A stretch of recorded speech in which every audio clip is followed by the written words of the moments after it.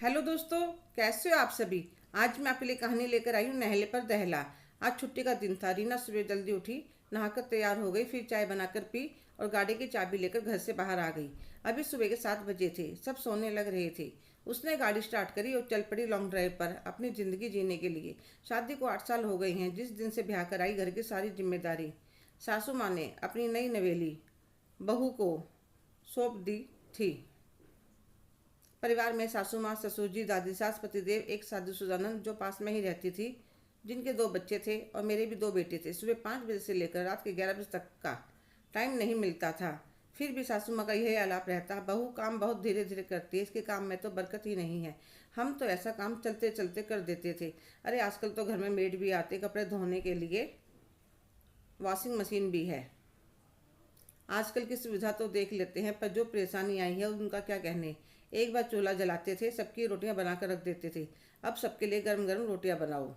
किसी को पराठा खाना है तो किसी को सैंडविच, तो किसी को पोहा।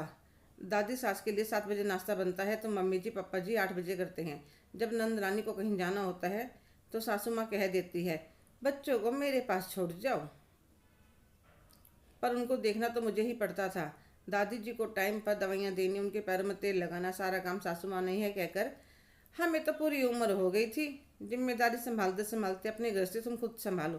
कहने को मेरी गृहस्थी थी, पर चलती उसमें सासू माँ की ही थी। घर को संभालने के चक्कर में मैंने कभी अपने ऊपर भी ध्यान नहीं दिया। पिछले कई दिनों से पैरों में ज़्यादा दर्द था तो डॉक्टर कहने लगे ब्लड टेस्ट करवाने पड़ेंगे।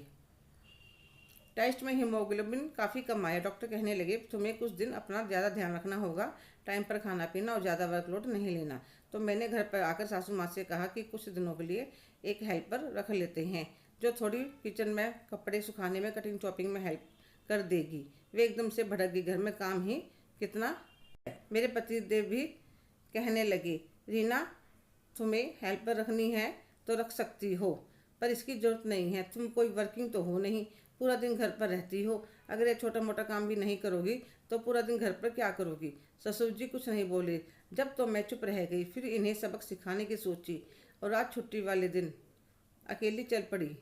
मुझे पता था बच्चों का ध्यान यह अपने आप रख लेंगे, क्योंकि बच्चों से बहुत प्यार करते हैं।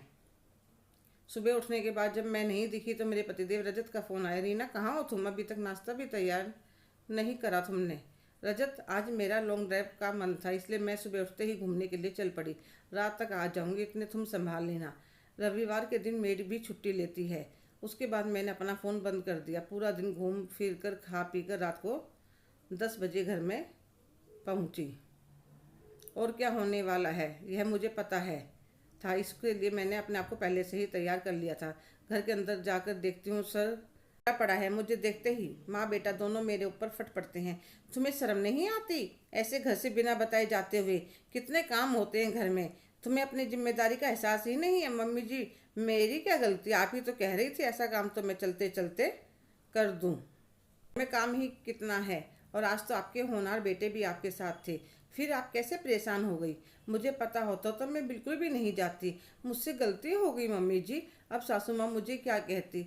चल ठीक है, अभी तक किसी ने खाना नहीं खाया है, जा जल्दी से किचन में सबके लिए कुछ खाने को बना दे। ठीक है मम्मी जी। मैं रसोई में जाने लगी तो पीछे से ससुर जी को कहते सुना, माँ बेटा मेरे तो कभी काबू में आई नहीं। आज बहू ने सही सबक सिखाया और हंसने लगे। मेरे चेहरे पर भी हंसी आ गई और मैं रसोई में खाना बनाने लग गई। हेलो दोस्तों, कैसे हो आप सभी। आज की कहानी आपको कैसी लगी कमेंट करके ज़रूर बताइएगा। अगर आप मेरे चैनल पर नए हैं तो प्लीज़ लाइक, शेयर, सब्सक्राइब करना ना भूलें। धन्यवाद।